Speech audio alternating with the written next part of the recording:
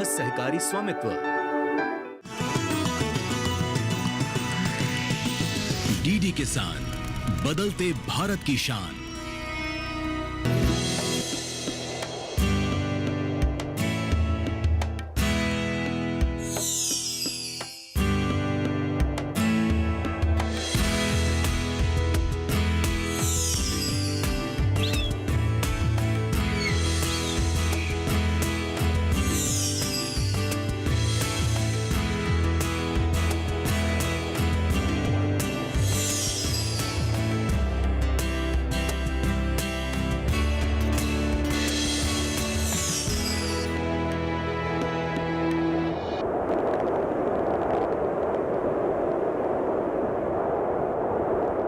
इस दुनिया में अगर कोई सबसे बड़ी भावना है तो वो है निस्वार्थता, यानी देने की भावना। प्रकृति हमें सब कुछ देती है। रोशनी देती है सूरज की, छांव देती है पेड़ों की और सांसों को जीवन देती है। वो देती जाती है निरंतर, बिना कोई गिनती किए। प्रकृति जैसा ही होता है एक किसान, जो देता है बिना किसी शर्त के। वो खुद धूप में जलता है, बारिश में भीगता है, तूफानों से लड़ता है, लेकिन उसकी चिंता सिर्फ एक ही होती है, कहीं किसी की थाली खाली न रह जाए। वो अपने दुखों को छुपा लेता है, लेकिन दूसरों की भूख उसे चैन से सोने नहीं देती। और जब वो किसान एक महिला हो तो उसमें और भी गहराई होती है। ममता, समर्पण और संघर्ष का मेल। वो न सिर्फ फसल उगाती है बल्कि सपने भी बोती है, दूसरी महिलाओं के लिए, उनके बच्चों के और एक ऐसे समाज के लिए जहां हर औरत को उसका हक और सम्मान मिले। एक महिला किसान जो देना जानती है, बांटना जानती है, अपना ज्ञान, अपना अनुभव, अपना प्यार। उसके लिए खेती सिर्फ फसल नहीं, एक सेवा है धरती के लिए, समाज के लिए और हर उस महिला के लिए जो खेत में खड़ी है लेकिन अब तक सुनी नहीं गई। उस महिला किसान ने यह समझा कि अगर जीवन में उसके पास ज्ञान है तो अब उसकी जिम्मेदारी है कि उस ज्ञान की रोशनी वो दूसरों तक भी पहुंचाए। जैसे धरती मां हर बीज को जीवन देती है, वैसे ही भारत की ये फार्म लेडी न सिर्फ खेतों में फसलें उगाती है बल्कि अपनी जैसी हर महिला किसान के भीतर आत्मविश्वास, शिक्षा और अपने अधिकारों के प्रति सजग रहने का बीज भी बोती है। इन्होंने अपना पूरा जीवन इस एक संकल्प को समर्पित कर दिया है कि कोई भी महिला किसान पीछे न रह जाए। वो चाहती हैं कि हर खेत में फसल के साथ एक नई सोच भी पनपे। आइए मिलते हैं भारत की फार्म लेडी, उत्तर प्रदेश के बिस्वा गांव की गुंजन सलील से, जो सिर्फ मिट्टी में ही नहीं बल्कि मन में भी उर्वरता लाना जानती हैं, जिन्होंने खेतों के साथ साथ हर महिला के भविष्य को भी सींचने का बीड़ा उठाया है। उनके लिए शिक्षा एक फसल है जिसका फल आने वाली पीढ़ियां खाएंगी। नमस्कार, मैं सीतापुर जिले, उत्तर प्रदेश के सीतापुर जिले बिस्वा ग्राम में यहाँ 20 साल से मैं खेती कर रही हूँ और बहुत सी औरतों को खेती के बारे में बताया है। और अब हम यहाँ पे नई ऑर्गेनिक खेती के बारे में भी प्लान कर रहे हैं ताकि हम उनसे एक अच्छी तरह से, एक नई तरीकों से उनसे खेती करा सकें। गुंजन जी के जीवन में एक नया मोड़ तब आया जब उन्होंने देखा कि उनकी मेहनत से तैयार की गई फसलें तो लहलहा रही हैं, लेकिन उसके पीछे मिट्टी करा रही है। हम सबसे पहले यहाँ पे जो खेती करना शुरू करी थी हमने सारी पुरानी तकनीकों से करी थी। डीएपी है, यूरिया है, कीटनाशक दवाएं हैं, इन सबसे छिड़का के कराते थे। पर अभी धीरे धीरे हम देख रहे हैं उससे हमारी ज़मीन बंजर हो रही है, लोगों में बीमारियां बहुत फैल रही हैं, जिस वजह से हमें वो सब खाने से लोग डर रहे हैं, हमारी सब्जियों को लेने से मार्केट में डर रहे हैं। इस वजह से हमने अभी जो ये नई ऑर्गेनिक खेती का करने का प्लान जो करा है, चीज़ों को लोगों को बताने का करा है, हम उसकी तरफ आगे बढ़ने की कोशिश कर रहे हैं। एक प्रयास कर रहे हैं कि हम ये डीएपी, यूरिया, इन सब से हटकर जो नेचुरल चीजें हैं उनसे हम खेती करवा सके। गुंजन जी ने अपनी सूझबूझ और समझदारी का परिचय देते हुए ऐसी फसल उगाने का निर्णय लिया जिसकी आसपास के बाजारों में अच्छी मांग थी और जो आसानी से बिक सकती थी। उन्होंने ये सोचकर फसल का चयन किया कि मेहनत के साथ साथ अगर बाजार की जरूरत को भी ध्यान में रखा जाए तो खेती ज्यादा फायदेमंद हो सकती है। उनकी ये सोच बहुत ही व्यवहारिक और दूरदर्शी थी। गुंजन जी का यह निर्णय बताता है कि यदि किसान समय की नब्ज पहचान लें और बाजार की मांग के अनुसार फसल उगाएं, तो खेती एक मजबूत व्यवसाय बन सकती है। हम यहाँ पे जब खेती करना शुरू करा था तो सबसे पहले हमने देखा कि यहाँ के आसपास में हमारे शुगर मिल्स बहुत सारी हैं। आसपास में हमारे हरगांव है, लहरपुर है, लखीमपुर है, उत्तर प्रदेश ज़िले में, और सीतापुर के नज़दीक ये सारी चीज़ें थीं। तो मुझे लगा कि मुझे सबसे पहले यहाँ पे गन्ने की खेती शुरू करनी चाहिए जिससे हमारा चीनी प्रोडक्शन में मिलों में जा सके।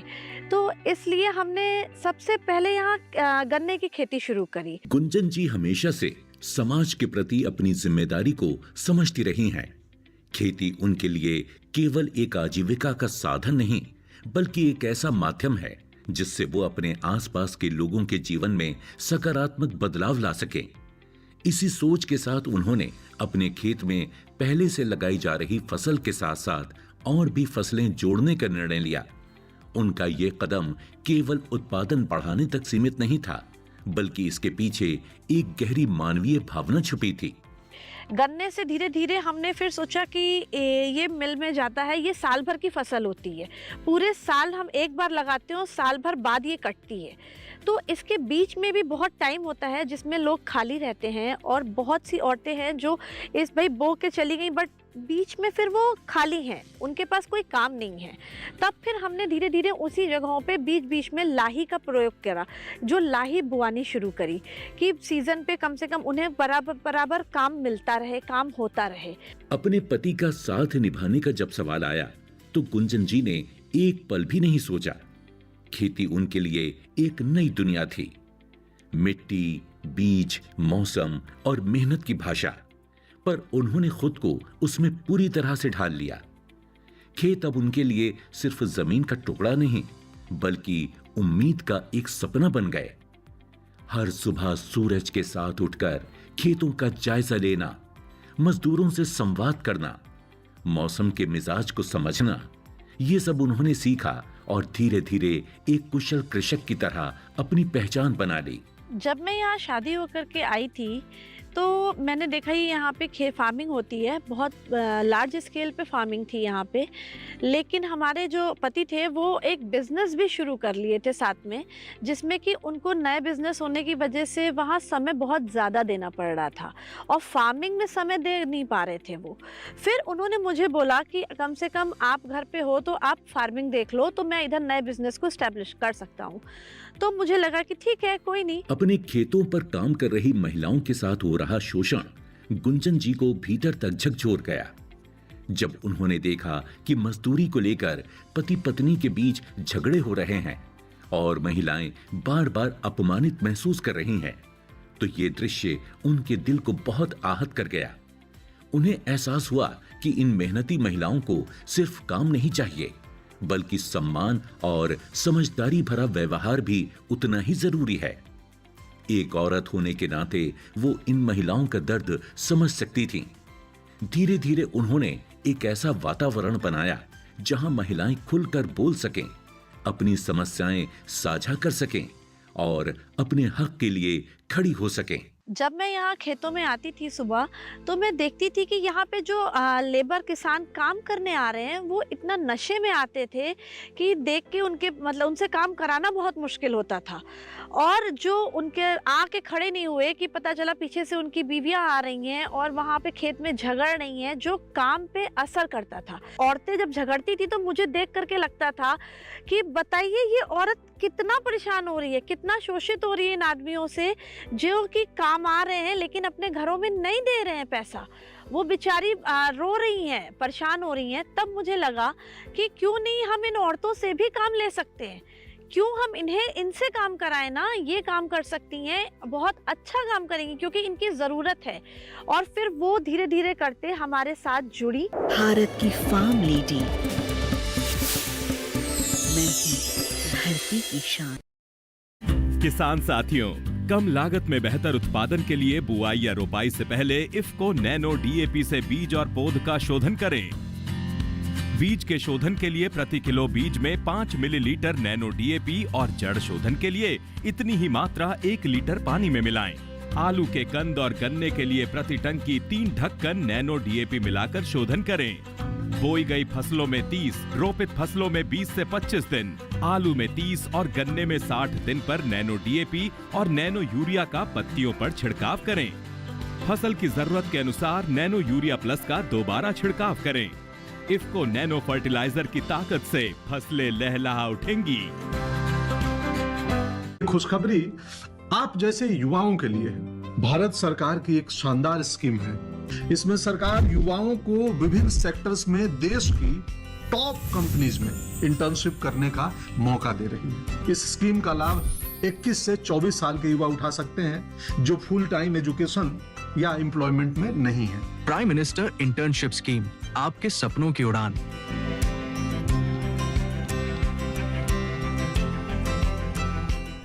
किसान साथियों, कम लागत में भरपूर उत्पादन के लिए बुआई या रोपाई से पहले इफ्को नैनो डीएपी से बीज और पौध का शोधन जरूर करें। गेहूं, मक्का जैसी फसलों के लिए 1 किलो बीज को 5 ml नैनो डीएपी से उपचारित करें। रोपाई वाली फसलों की पौध को 1 लीटर पानी में 5 ml नैनो डीएपी से जड़ शोधन करें। आलू, गन्ने के लिए 15 लीटर की टंकी में 75 ml नैनो डीएपी मिलाकर बीज शोधन करें। नैनो डीएपी की ताकत से लहलहा उठेंगी फसलें। भारत की फार्म लेडी, मैं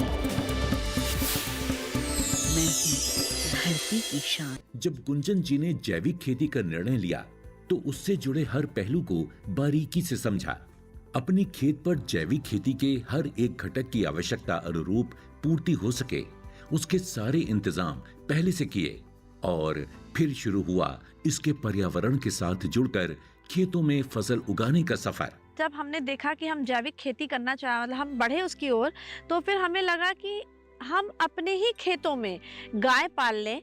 और हमने जब गाय पाली तो उससे हमें गोबर मिला, गौमूत्र मिला और जिसमें औरतों को रोजगार भी मिला कि वो धीरे धीरे उसी में काम करने लगी। खेतों में हमारे गोबर और गौमूत्र को मिला करके हमने जो खाद तैयार करी, सब तैयार करा, वो हमारे खेतों के लिए कितना फायदेमंद रहा। और जो गाय दूध दे रही थी उन औरतों को उससे रोजगार मिला। आज गुंजन जी अपनी खेत की हर एक फसल को जैविक तरीके से उगाकर न केवल अपने परिवार का बल्कि पर्यावरण का भी संरक्षण कर रही हैं। एक नई सोच, एक नई उम्मीद के साथ। जैविक खादों को तैयार करते करते मैं आपको बताना चाहूंगी कि अब हम इस समय अपनी हर फसल, जैसे कि गन्ना है, केले की खेती है, अरहर की खेती है, चने की खेती है, इन सबको हम जैविक खादों के उपयोग से एक अच्छी फसल तैयार कर पा रहे हैं और अच्छे अपनी जमीन को भी हम गलत उसमें बंजर होने से बचा पा रहे हैं। शहर की पढ़ी लिखी भारत की इस फार्म लेडी ने जब खेतों की राह चुनी तो गांव वालों के तानों और सवालों की आंधी से उन्हें गुजरना पड़ा, मगर उन्होंने हारना सीखा ही नहीं था। उन्होंने मिट्टी से रिश्ता जोड़ा, बीजों में भरोसा डाला और मेहनत को अपना मंत्र बना लिया। धीरे धीरे फसलें लहलहाने लगीं और साथ ही चुप हो गए वो सभी जो कभी उनकी हंसी उड़ाया करते थे। जब मैं इस खेती से जुड़ी और मैंने ये खेती करने का मन में विचार बनाया, तो मैं जब सुबह सुबह खेत में आती थी तो जो गांव की औरतें थी, जो गांव के आदमी थे, वो देखते थे और मेरे से कहते थे, आपस में घुसुर पुचुर करके बातें करते थे कि ये क्या खेती करेंगी, ये तो लखनऊ से आई हैं, ये क्या कर पाएंगी, ये गोबर देख नहीं सकती, ये गोबर पे पैर कैसे रखेंगी, ये खाद कैसे तैयार करेंगी। या वो लोग सोचते थे कि शहर के लोग खेती कर ही नहीं सकते हैं। लेकिन फिर मैंने धीरे धीरे यहाँ से जा करके इनको बताना शुरू करा कि भाई आज मैं गई तो खेत में ऐसा हुआ, लोग ऐसे बातें कर रहे थे, लोग सोचते हैं कि मैं वहाँ बैठ ही नहीं सकती, 2 मिनट रुक ही नहीं सकती, तो मैं खेती कैसे कराऊंगी। तो इन्होंने मुझे बहुत समझाया। मेरे पति ने मुझसे कहा कि देखो ये सब बातें सुनने को बहुत मिलती हैं, निगेटिव बातें, लोग टांग खींचने वाले, 2 बातें सुनाने वाले बहुत मिलेंगे, पर अगर तुमने ठाना है कि तुम्हें खेती करनी है तो तुम्हें रुकना नहीं है। कहते हैं जब इरादे बुलंद हों तो रास्ते खुद बनते हैं। गुंजन जी ने सिर्फ खुद के लिए नहीं बल्कि उन सभी महिलाओं और बच्चों के लिए सपने देखे जो उनके खेतों से तो जुड़ी थीं पर पहचान से दूर थी।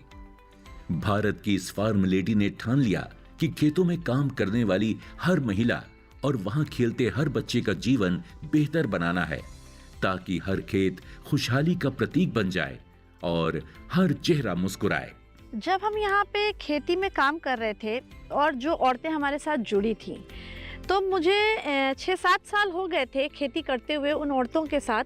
और वो औरतें जब खेत में आती थी तो अपने बच्चों को भी लेकर आती थी। तब मुझे धीरे धीरे करके एक ये मन में विचार आया कि क्यों ना हम ये बच्चे जो यहाँ रहते हैं इन औरतों के साथ आते हैं तो इनके लिए भी कुछ किया जाए, इन बच्चों को भी एक अच्छा जीवन दिया जाए। तब हमने विचार किया कि हमारे पास यहाँ पे एक जगह थी हमारे फार्म हाउस पे ही, तो हमने कहा कि यहाँ पे हम इन बच्चों के लिए एक विद्यालय डाल देते हैं जो फ्री सेवा देगा पढ़ाने में। और वहाँ पे जो हमारे गांव में ही जो लड़कियाँ जैसे बीए करी होती थी, टीचर्स वगैरह जिन्हें नौकरी नहीं मिल पा रही थी, तो मैंने सोचा कि क्यों ना हम इन बच्चों को पढ़ाने के लिए उन लड़कियों को भी रोजगार मिलेगा और इन बच्चों को भी एक अच्छी शिक्षा मिले। तो हमने फिर यहाँ पे एक विद्यालय डालने का विचार बनाया। हमने इस बारे में अपने पति से सलाह करी और उन्होंने मुझे कहा कि नहीं बहुत अच्छा विचार है और हम इस पे काम ज़रूर करेंगे। और धीरे धीरे करते हमने 7 साल के बाद खेती के में जुड़ने के बाद हमने यहाँ पे अपने महाराजनगर ग्राम में एक विद्यालय डाला। गुंजन जी की जिंदगी का सबसे भावुक पल वो होता है जब कभी वो सड़क पर या बाजार में अपने विद्यालय के किसी बच्चे से मिलती हैं। बच्चे दौड़कर उनसे लिपट जाते हैं और उनकी आंखों से आभार के आंसू बह निकलते हैं। वो आंसू उन सपनों की गवाही देते हैं जो कभी अधूरे थे पर अब पूरे हो रहे हैं। गुंजन जी भी जानती हैं कि उनकी सबसे बड़ी फसल कोई सब्जी या अनाज नहीं बल्कि ये मुस्कुराते चेहरे हैं। आज हमारे स्कूल में जो बच्चे पढ़ रहे हैं या जो हमारे यहाँ से स्कूल से बच्चे पढ़ के निकल चुके हैं, मैं उनको जब देखती हूँ तो मुझे बेहद खुशी होती है कि वो बच्चे आज एक सफल खेती कर रहे हैं। और मैं उनके खेतों में गई, जब बच्चे मुझे से आते हैं मैम चलिए आपको दिखाऊं मैंने खेती की है, तो मुझे बहुत अच्छा लगता है कि उनके खेत में जा कर के देखा कि उन्होंने जैविक खादों का उपयोग करके इतना स्कूल में जो सीखा मैंने उन्हें सिखाया या उन्होंने पढ़ा, उन सबसे वो खेती कर रहे हैं। या ड्रोन मैंने देखा उन लड़कियों ने जैसे महिलाओं ने को अपनी माँओं को सिखाया बताया और वो आज उनसे ड्रोन से पूरी खेती करी। अभी मैंने देखा एक खेत गई थी मैंने कि ड्रोन से वो सारी दवाई छिड़क रही थी। मैंने पहली बार ही उसको देखा वो करते हुए, बट मुझे अच्छा लगा तो बोला मैम आप ही ने तो मुझे पढ़ाया था और आपने मुझे सिखाया, तो मुझे अच्छा लगा कि मैंने मतलब जो स्कूल से मेरे बच्चे निकल रहे हैं सच में वो कुछ सीख पाए और मैं सिखा पाई। भारत की फार्म लेडी, मैं हूँ धरती की शान। किसान साथियों, इफ्को नैनो डीएपी और नैनो यूरिया प्लस का इस्तेमाल आसान और लाभकारी है। फसल की बुआई के 30-35 दिन और रोपाई के 20-25 दिन बाद 4 मिलीलीटर नैनो यूरिया और नैनो डीएपी प्रति लीटर पानी में मिलाकर पत्तियों पर छिड़काव करें। बालियां या फूल आने के ठीक पहले नैनो यूरिया प्लस का छिड़काव अवश्य करें। नैनो डीएपी और नैनो यूरिया प्लस मिलाकर छिड़काव करने से फसल को मिलती है भरपूर ताकत। ये देख कैसे। हैप्पी बर्थडे भाई। दिखा? हाँ मेरा फेवरेट कलर। हमेशा शॉपिंग। आई नो माँ, बट खर्चा करने की भी यही उम्र है राइट? सेविंग करने की भी यही उम्र है। आई नो पा, सेव करो, सही जगह निवेश करो, रकम पर ब्याज मिलेगा जिसे फिर से निवेश करने पर ब्याज मिलता रहेगा। आई नो ना। आरबीआई कहता है करो सही शुरुआत, बनो financially smart. IFFCO nano urea plus की बात है निराली, गुण है इसके दमदार शक्तिशाली, किसानों के जीवन में लाए खुशहाली, हो खेतों में हरियाली ही हरियाली। 30% नाइट्रोजन का असर दमदार। इफ्को नैनो यूरिया प्लस दे वही दाम में बेहतर पैदावार। Fly to Germany for free to watch the DFB Pokal final live. Check out at the rate waves_PB on Instagram and watch the pinned video for further details.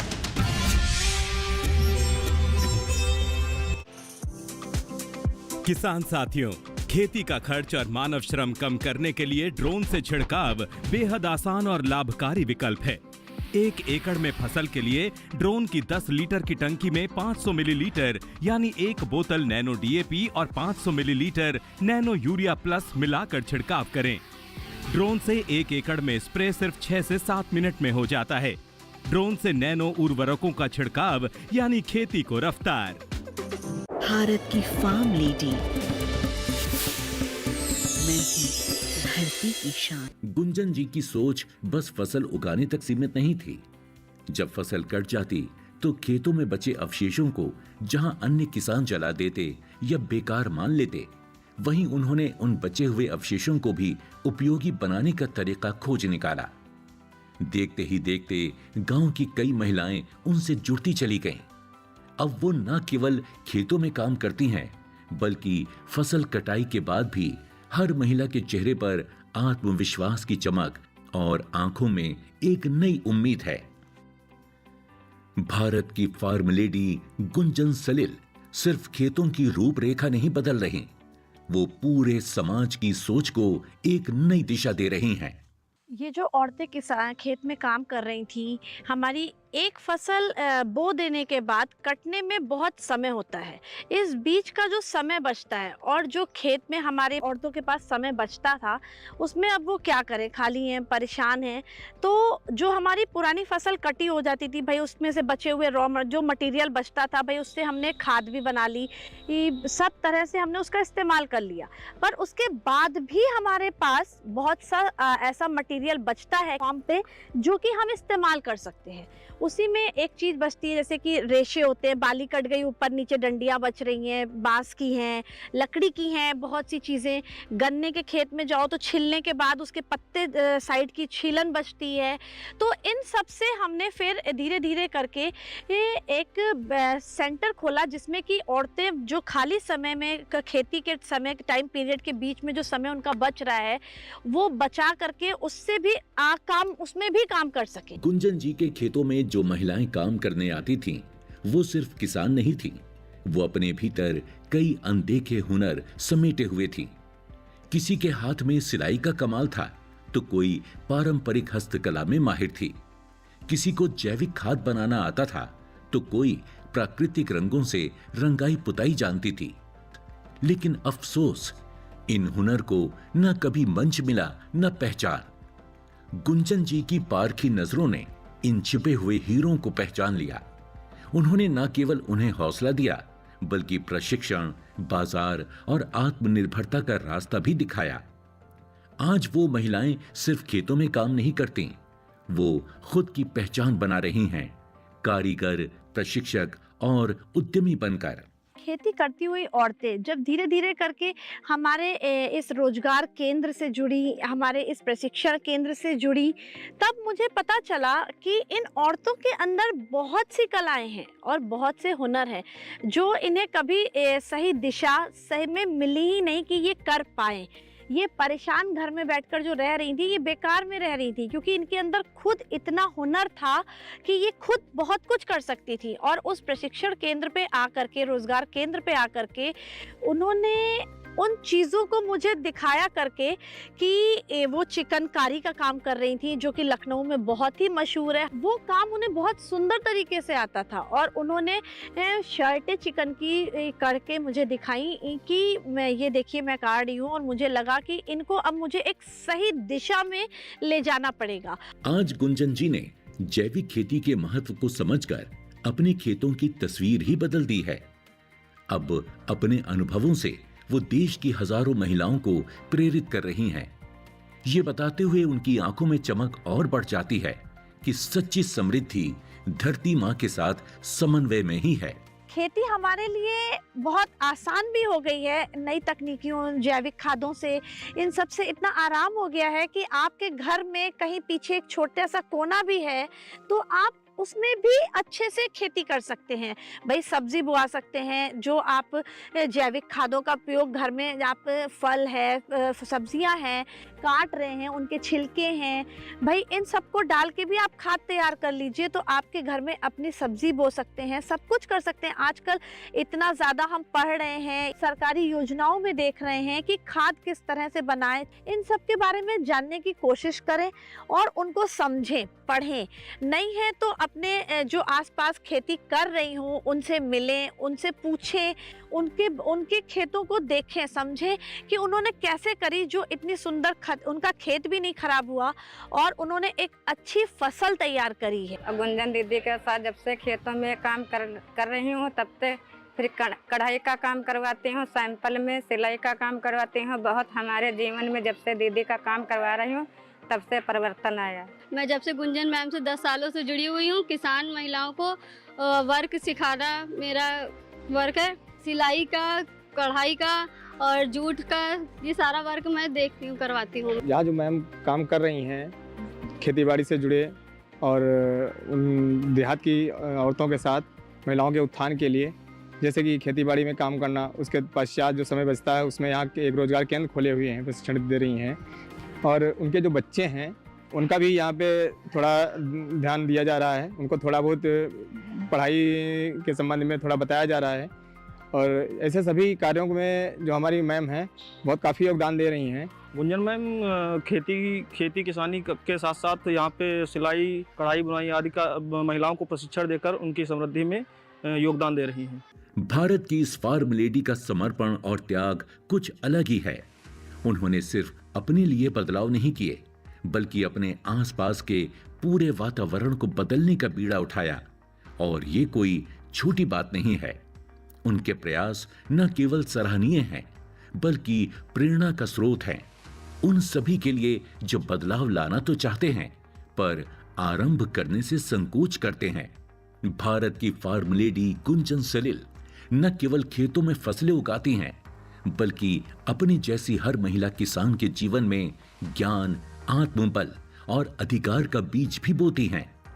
Gunjan Salil का यह सफर प्रेरणा देता है कि यदि हम भी थोड़ा सा दूसरों के साथ बांटने का भाव रख लें तो हमारी खुशियां कई गुना बढ़ सकती हैं।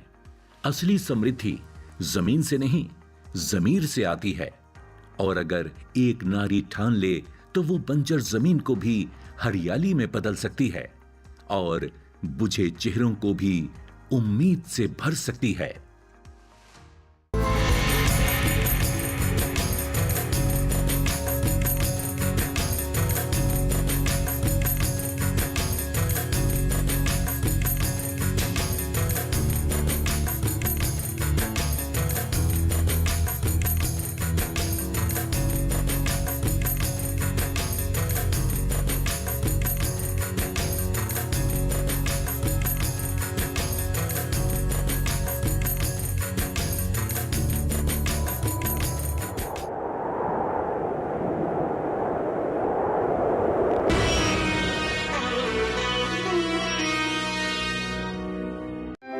इस कार्यक्रम के प्रायोजक थे इफ्को।